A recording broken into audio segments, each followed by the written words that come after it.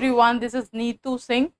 ऋषि teaching exam में आप सबका स्वागत है। आज की क्लास में हम बात करेंगे सीटेट के कुछ क्वेश्चंस है जो कि हम यहाँ पर जो पिछले साल में पूछे गए क्वेश्चंस है वो हम जरा यहाँ पर डिस्कस करेंगे। तो चलते हैं, क्लास स्टार्ट करते हैं। साइंस एंड पेडागोजी के जो PYQs हैं यानी प्रीवियस ईयर क्वेश्चन है वो डिस्कस करेंगे। तो फर्स्ट क्वेश्चन, जैसा कि आप सबको यहाँ सामने दिख रहा होगा, किस सूक्ष्म पोषक तत्व की कमी या न्यूनता के परिणाम स्वरूप रक्त का थक्का ठीक से नहीं बनता और बाद में रक्त बहने लगता है। हमेशा ध्यान रखेंगे जब भी क्वेश्चन की स्टेटमेंट आप पढ़ रहे होंगे तो आपको ये ध्यान रखना है उसके अंदर जो है नहीं स्टेटमेंट जो है अगर आपके यहाँ दिया हुआ है तो उसको बहुत ध्यान से देखेंगे। ठीक, ये होगा हमारा क्वेश्चन को सॉल्व करने का तरीका। ठीक, तो यहाँ पर अगर आप देखेंगे आपके काम, जब आप प्रीवियस ईयर क्वेश्चन को आप सॉल्व कर रहे हैं तो सबसे पहले स्टेटमेंट आपने देखा और इनके ऑप्शंस को देखा, विटामिन A, K, B12 और फिर B12 या फिर B1 के लिए। दूसरा आपका तरीका ये होना चाहिए कि जब आप क्वेश्चंस को आप प्रैक्टिस कर रहे हैं उस टाइम पर आप छोटी छोटी चीज़ों को भी यहाँ ध्यान रखिएगा। मैं बताऊंगी कि जब प्रैक्टिस कर रहे होंगे तब इन चीज़ों की क्या इंपॉर्टेंस है। अभी केवल क्वेश्चन पे चलते हैं। तो जैसा हमने देखा कि कौन सी किसकी कमी की वजह से हमारा रक्त का थक्का यानी ब्लड क्लॉट नहीं होगा, तो ध्यान रखेंगे ब्लड क्लॉट नहीं होगा, यहाँ पर यह नहीं होगा। तो इसका मतलब है जनरली अगर देखा जाए तो होता क्या है, विटामिन की अगर आप पूरी जो टेबल है वो अगर बनाते हैं तो यहाँ ध्यान से देखेंगे जरा, विटामिन ए की कमी से नाइट ब्लाइंडनेस होता है। क्या होता है? नाइट ब्लाइंडनेस यानी रतौंधी। ठीक, दूसरा विटामिन बी की कमी से अगर आप जाएंगे तो यहाँ विटामिन बी की कमी से होता है बेरी बेरी। ठीक, ये ध्यान रखिएगा। विटामिन सी की कमी से होता है स्कर्वी। फिर विटामिन डी की कमी से यहां पर अगर आप देखेंगे रिकेट्स और ऑस्ट्रोमलेशिया, रिकेट्स छोटे बच्चों में। इसके अलावा अगर आप जाते हैं विटामिन ई, प्रजनन संबंधी समस्याएं जो होंगी वो यहाँ पर होगा आपका। और विटामिन के लिए अगर हम यहाँ पर जाते हैं प्रेगनेंसी रिलेटेड इश्यूज लिख सकते हैं या प्रजनन संबंधी इश्यूज। और विटामिन अगर आप जाते हैं विटामिन के लिए तो यहाँ पर ब्लड क्लॉट नहीं होगा, ब्लड क्लॉटिंग इश्यू। करेक्ट है भाई, ये पॉइंट समझ में आ गया। तो जब भी आप यहाँ पर देखेंगे तो ये सारी इन्फॉर्मेशन है, ये साथ के साथ नोट भी करेंगे जब आप प्रैक्टिस कर रहे होंगे तब। तो हमारे पास में ये सारी चीजें हमें दिख गई और यहाँ पर हमें साफ साफ समझ में आ गया कि भाई विटामिन के की कमी से यहाँ पर क्या हो जाएगा, आपका ब्लड क्लॉट नहीं होगा। करेक्ट है।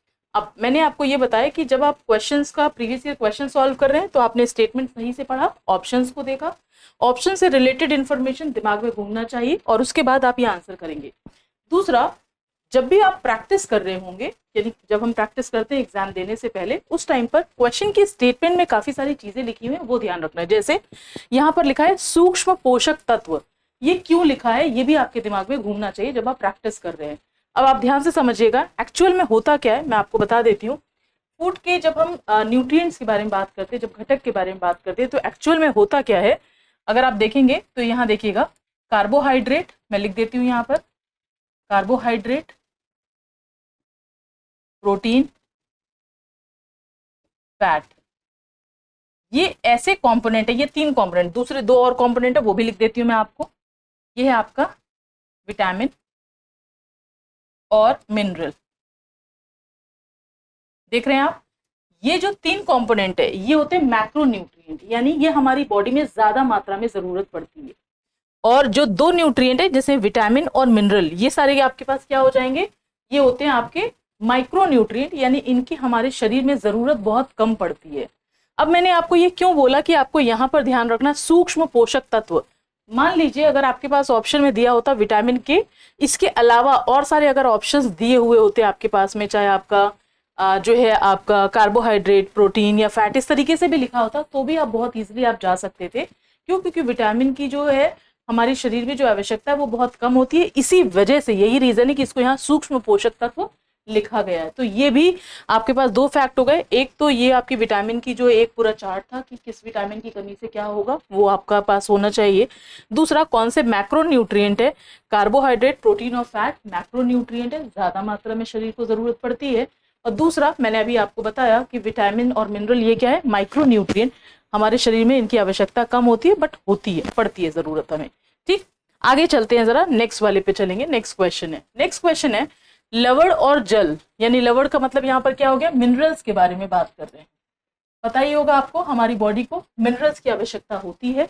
तो मिनरल्स और जल के मिश्रण को पृथक करने के लिए, अलग करने के लिए की प्रक्रिया में निम्नलिखित में से कौन सहायक नहीं है। मैंने आपको क्या बताया, जब भी आप क्वेश्चन की स्टेटमेंट पढ़ेंगे तो आप ध्यान रखेंगे कि आपको नहीं जरूर देखना है, साथ के साथ यहाँ पर देखा सीटेट 2021 का ये क्वेश्चन है। जैसे आपका आसवन डिस्टिलेशन है, वेपोराइजेशन वाष्पन, फिर उबालना इवापोरेशन, और आपका ये निस्यंदन। तो अगर आप देखेंगे मिनरल और जो आपका वाटर होता है, जो टैप वाटर होता है, जो घर के अंदर जो पानी आता है, उसके अंदर में बहुत सारे मिनरल्स होते हैं। उनको अगर अलग करना है तो आप डिस्टिलेशन भी कर सकते हैं, साथ के साथ में आपका जो है आपका इवापोरेशन जो है वो भी कर सकते हैं। बट अगर आपको ये बोला जाए कि ये निस्यंदन जो होगा, निस्यंदन यानी फिल्टर करने से आपका जो मिनरल है वो अलग नहीं हो पाएगा। क्यों? क्योंकि वो ऑलरेडी डिसॉल्व है उसके अंदर में। वो करने के लिए उबालना भी सही है, वाष्पन भी सही है, आसवन भी सही है, बट निस्यंदन नहीं हो पाएगा। करेक्ट है, ये वाला पॉइंट समझ में आ गया, ये ध्यान रखेंगे। आगे चलते हैं नेक्स्ट क्वेश्चन पर। नेक्स्ट क्वेश्चन है विटामिन एक्स की हीनता कमी के कारण मसूड़ों से रुधिर बहने लगता है। ये ध्यान रखिएगा, स्टेटमेंट में आपको बोला एक विटामिन एक्स है। जैसे आपने देखा विटामिन एक्स, यानी आपको पता करना कौन से विटामिन की कमी से मसूड़ों से आपका जो है वो ब्लड निकलने लगेगा। तुरंत आपने ऑप्शंस देखे, अलग अलग विटामिन दे रखा है। ठीक है, आगे बढ़ते हैं। रुधिर बहने लगता है, यह विटामिन खनिज वाई के अवशोषण एब्जॉर्प्शन के लिए जरूरी है। यानी एक एक्स विटामिन होगा जिसकी कमी हो रही है, दूसरा एक वाई विटामिन है, उसके लिए कहीं ना कहीं हमारे पास वाई जो विटामिन जो होगा ये खनिज के अवशोषण, खनिज वाई यानी कोई मिनरल वाई है जिसका अवशोषण के लिए जरूरी है। अब तथा एक्स भोजन जेड में पाया जाता है, यानी एक्स वाई जेड आपको पता करना है, जो मैथ्स में एक्स वाई जेड है वो यहाँ पता करना है। तो अभी काम करते हैं, स्टेप बाय स्टेप चलते हैं। सबसे पहला चीज आपको ये पता होना चाहिए कि किसकी कमी से मसूड़ों में यहाँ पर जो है आपका जो है वो ब्लड आने लग जाएगा। तो ये होगा विटामिन सी की कमी से। अब एक बार चेक करिए साफ साफ किस में होगा। क्या विटामिन बी की वजह से? बिल्कुल नहीं। ए की वजह से? नहीं। क्या सीखा था? विटामिन ए की कमी से क्या होता है आपका नाइट ब्लाइंडनेस। विटामिन बी की कमी से वेरी विटामिन डी की कमी से रिकेट्स और ऑस्टियोमलेशिया, हड्डियों संबंधित जो परेशानी होगी। तो यहाँ से तो ऑप्शन बिल्कुल एलिमिनेट हो गया। अगर मुझे ये फैक्ट पता है कि विटामिन सी की कमी से जो है आपका जो है, मैंने अभी आपको बताया मसूड़ों से ब्लड निकलने लगेगा, चुपचाप विटामिन सी देखा और मेरा काम हो गया। यहाँ तक पॉइंट क्लियर होगा। आगे देखने की मुझे जरूरत नहीं है। अगर मैं क्वेश्चन पेपर अटेम्प्ट कर रही होंगी उस टाइम पर 100% श्योरिटी से विटामिन सी देखा, आगे की चीजों को नहीं देखेंगे और आगे आप बढ़ जाएंगे अगर यही ऑप्शन है तो, ताकि आप टाइम सेव कर सके आप एग्जामिनेशन हॉल में। लेकिन अगर आपको जब क्वेश्चन प्रैक्टिस करें तो आगे की चीजें भी देखेंगे। आगे है नेक्स्ट आता है कि अब मान लीजिए कि आपसे बोल दिया गया कि भाई ये था आपका विटामिन सी। ठीक, अच्छा अब आता है कि विटामिन सी किसके अवशोषण के लिए जरूरी है। तो जो आयरन होता है ना, ये ध्यान रखेंगे, जब आयरन जैसे मान लीजिए कि मेरा हीमोग्लोबिन कम है, एक एग्जांपल देती हूँ, हीमोग्लोबिन कम है तो मुझे बहुत थकान लगेगी, तो डॉक्टर क्या करते हैं आयरन की गोलियां लिखते हैं। ठीक, आपने देखा ही होगा। आयरन की एब्जॉर्प्शन के लिए, ये ध्यान रखिएगा, आयरन की एब्जॉर्प्शन के लिए जो यहाँ पर लिखा हुआ है एब्जॉर्प्शन या फिर इनके अवशोषण के लिए किसकी जरूरत है? विटामिन सी की जरूरत है। तो यहाँ देखिए विटामिन सी। दूसरा कौन सा हो गया? वाई के अवशोषण, यानी कि आयरन के अवशोषण के लिए, एब्जॉर्प्शन के लिए क्या चाहिए हमें? Vitamin C. आगे और फिर इसके बाद से है भोजन जेड में पाया जाता है। तो हमेशा ध्यान रखेंगे विटामिन सी जो होता है ये आपके सिट्रस, खट्टे फल, संतरा हो गया, नींबू हो गया, इन सब के अंदर पाया जाता है। करेक्ट है, ये वाला पॉइंट सबको समझ में आ गया। तो विटामिन सी यहाँ पर हमने देखा सिट्रस, ये खट्टे फल, यानी जैसे आपका लेमन, मैं लिख देती हूँ, आपका लेमन हो गया, ऑरेंज हो गया, इन सब के अंदर में विटामिन सी पाया जाता है। एक दो चीज और बता देती हूँ, जब भी विटामिन का हम देखते हैं ना कि कौन सा जो है, कौन से विटामिन ऐसे हैं जो जल में घुलनशील है, कौन से ऐसे हैं जो फैट में घुलनशील है, ये क्वेश्चन पूछा जाता है ना, तो वहां पर भी आप एक फैक्चुअल इन्फॉर्मेशन यहाँ लिख सकते हैं। मैं बता देती हूँ आपको, ये ध्यान रखेंगे। यहाँ देखिएगा, ये आता है वाटर सॉल्युबल विटामिन।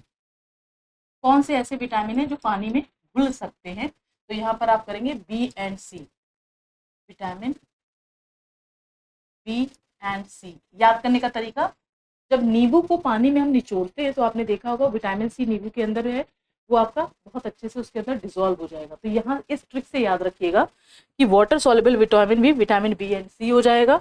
ये एडेड इन्फॉर्मेशन बता रही हूँ आपको, जब भी क्वेश्चन प्रैक्टिस करते हैं तो एडेड इन्फॉर्मेशन भी साथ के साथ लेकर चलते हैं। दूसरा यहाँ पर लिखिएगा फैट सॉल्युबल, जहाँ पर आप नोट्स बना रहे हैं फैट सॉल्युबल विटामिन, तो यहाँ पर इसके लिए याद रखिएगा के ई डी ए कीड़ा, और ये हो गया आपका विटामिन।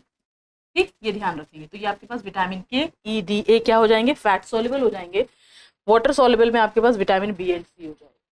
तो ये थे आपके इन्फॉर्मेशन जो आपको यहाँ से मिल जाएगी। करेक्ट है, ये पॉइंट समझ में आ गया। जब क्वेश्चन प्रैक्टिस कर रहे हैं, एग्जामिनेशन हॉल में बैठे हैं, आपका पर्पज है कि आप क्वेश्चन को कम से कम समय में सही तरीके से समझें और अपनी टाइमिंग बचा के अगले क्वेश्चन पे जाएंगे। जब प्रैक्टिस कर रहे हैं तो क्वेश्चन के आसपास के एरियाज या फिर क्वेश्चन और ऑप्शंस के आसपास के और क्या एडेड इन्फॉर्मेशन हो सकती है वो भी साथ के साथ लेकर चलना है। आगे बढ़ते हैं जरा नेक्स्ट क्वेश्चन पे। नेक्स्ट क्वेश्चन है, दूध में निम्नलिखित में से कौन सा पोषक तत्व होते हैं। तो कई बार आपने देखा होगा, छोटा बच्चा हो गया उसको भी बोलते हैं दूध पीने के लिए, अगर आप मिडिल एज में हैं तब भी बोलते हैं भाई दूध पीते रहो, और फिर जो आपका ऐसा लगता है कि हम कहीं ना कहीं ओल्ड एज, हमारे घर में फैमिली मेंबर्स भी हैं तो उनको लोग भी कहीं ना कहीं दूध का इंटेक करते हैं। तो इसका मतलब है दूध जरूरी तो है ही, हर एक अलग अलग ग्रुप के लिए सबका ऑब्जेक्टिव अलग अलग हो सकता है। अब एक काम करते हैं, देखिए खट्टे फल जो भी मैंने बताया था, विटामिन सी का दूध से कोई रिलेशन नहीं दिख रहा है यहाँ पर।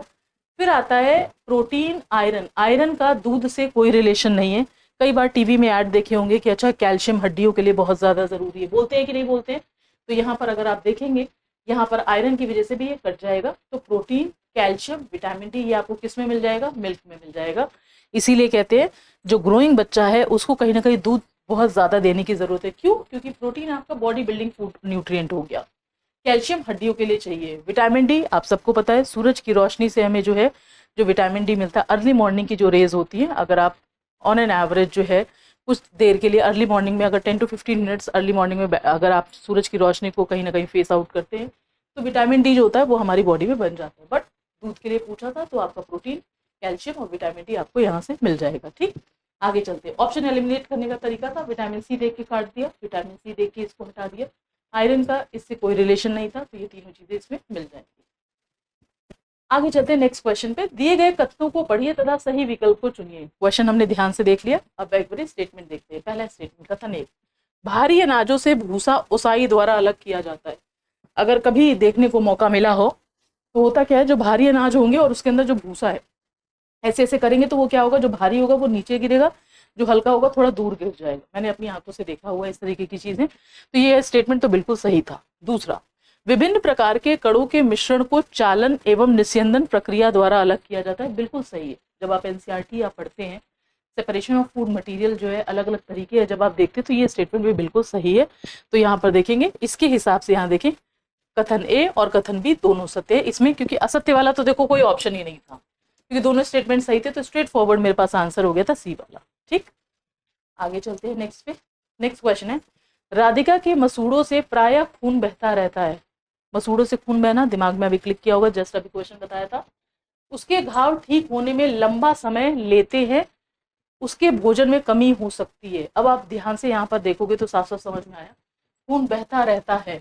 अब यहाँ देखना, अगर खून बह रहा है तो मेरे पास किस चीज की कमी होनी चाहिए थी, विटामिन सी की। आगे, उसके घाव ठीक होने में लंबा समय लेते हैं, और तो कोई ऑप्शन था नहीं यहाँ पे। और उसके भोजन में किस चीज की कमी होगी, स्ट्रेट फॉरवर्ड है कि विटामिन सी की कमी की वजह से ये हो जाएगा। ठीक, आगे बढ़ते हैं। नेक्स्ट क्वेश्चन आता है, खाद्य पदार्थों में प्रोटीन की उपस्थिति का परीक्षण। ध्यान रखिएगा, इस चैप्टर में से जो आपका फूड न्यूट्रिएंट की जो टेस्टिंग है वो बहुत इंपॉर्टेंट है। एनसीईआरटी में अलग से टेस्टिंग दी हुई है, पेपरों में भी ये क्वेश्चन पूछे जाते हैं।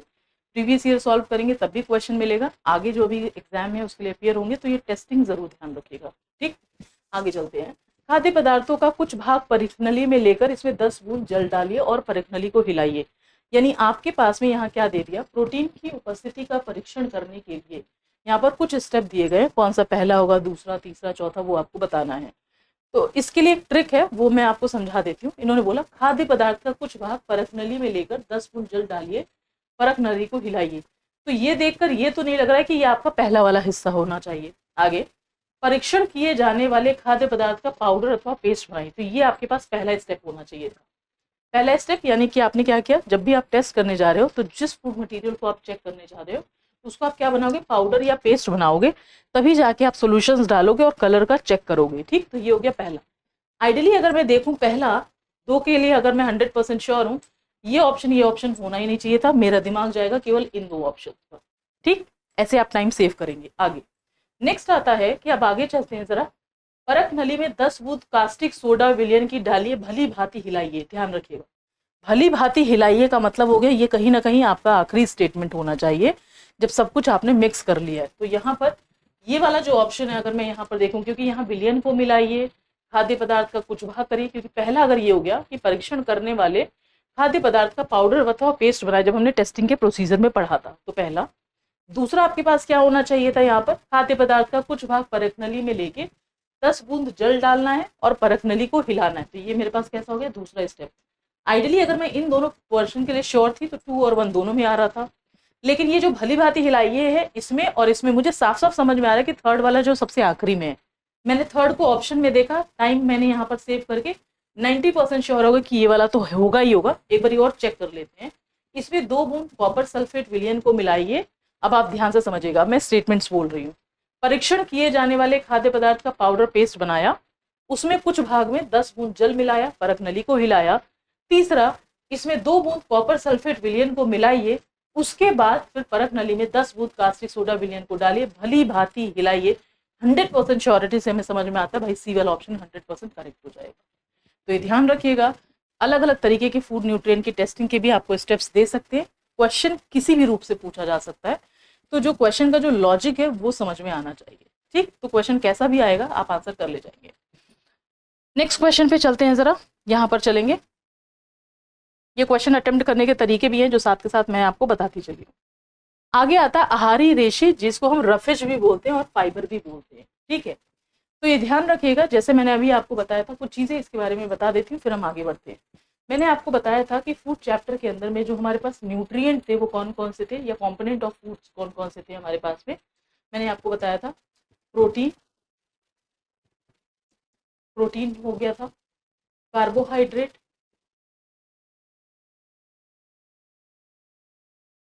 फैट, फिर मैंने आपको बताया था विटामिन और मिनरल्स। ठीक, दिख रहा है आप सबको। तो ये मेरे पास में माइक्रो न्यूट्रिएंट, मैक्रो न्यूट्रिएंट, तो ये मेरे पास 5 न्यूट्रिएंट हो गए फूड कंपोनेंट के अंदर में। ठीक, 2 चीजें और आती हैं, एक आता है वाटर के लिए, और चाहे आप रफेज कह लीजिए चाहे आप फाइबर कह लीजिए। ठीक, होगा क्या, वाटर और रफेज जो है वो कहीं ना कहीं जैसे हमारी बॉडी के अंदर में सही तरीके से जो है खाना वो डाइजेस्ट हो सके, बॉडी का वेस्ट बाहर निकल सके, उन सब चीज़ों के लिए कहीं ना कहीं ये दोनों मुझे ज़रूरी हैं। अब आते हैं ज़रा इस रफेज और फाइबर के बारे में बात करते हैं। एक्चुअल में जो रफेज है, जैसे आपने सैलेड खाया है, जो फाइबरस चीज़ें आप लेते हैं, तो इसमें क्या होगा, कोई न्यूट्रिएंट नहीं देता। रफेज जो होगा वो आपका कोई न्यूट्रिएंट नहीं देगा, बट फिर भी आपकी बॉडी के लिए ज़रूरी है ताकि आपका डाइजेशन अच्छा रहे और बॉडी से वेस्ट आपका बाहर निकल सके। तो ये हमेशा ध्यान रखिएगा। आहारी रेशे, जैसे आपकी जो है छिलके वाली, साबुत छिलके वाली दाल हो गई, उनके ऊपर जो छिलके हैं, तो कहीं ना कहीं इन सब के अंदर क्या होता है, रफेज होता है। तो आप क्या करोगे, आहारी रेशे को हम क्या कहते हैं, रुक्षांश भी कहते हैं। इससे रिलेटेड क्या क्या क्वेश्चन पूछ सकता है, क्या रुक्षांश जो है कोई न्यूट्रिएंट या कोई पोषक पदार्थ आपको देता है, बिल्कुल नहीं। क्या ये फिर भी ज़रूरी है हमारे डाइजेशन में, बिल्कुल ज़रूरी है, ताकि हमारा खाना अच्छी तरीके से डाइजेस्ट हो सके और बॉडी का वेस्ट बाहर निकल सके। आपने देखा होगा कि पहले जो है, पहले के टाइम पर बहुत ज़्यादा होता था, और आज के टाइम पर भी कुछ लोग गेहूं के आटे की जो रोटी होती है, तो आप देखेंगे आटे को चाल के और उसके बाद से उसमें से कुछ चीज़ें बाहर निकालते हैं।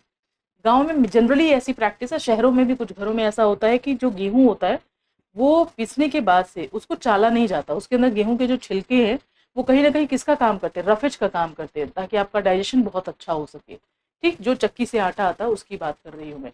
जो लोग चाल के हटा देते हैं उसके अंदर से रफेज जो है उसका हटा देते हैं, बट एक्चुअल में जो रफेज अगर होगा तो हमारा डाइजेशन अच्छा भी होगा, बॉडी से वेस्ट भी बाहर निकलने में आसानी होती है। ठीक, आगे चलते हैं जरा। तो ये ध्यान रखेंगे, बहुत इंपॉर्टेंट फैक्ट है जो अभी मैंने आपको बताया। आहारी रेशे को भी हम क्या बोलते हैं, रुक्षांश बोलते हैं। ये सब एडेड इन्फॉर्मेशन है, साथ के साथ आप लिखते रह सकते हैं। ये आपका सीटेट 2012 में ये क्वेश्चन पूछा गया है। ठीक, तो चलते हैं जरा नेक्स्ट वाले क्वेश्चन की तरफ जरा चलेंगे। नेक्स्ट क्वेश्चन है आपका, पकाने से पहले चावल को पानी से कई बार धोने से।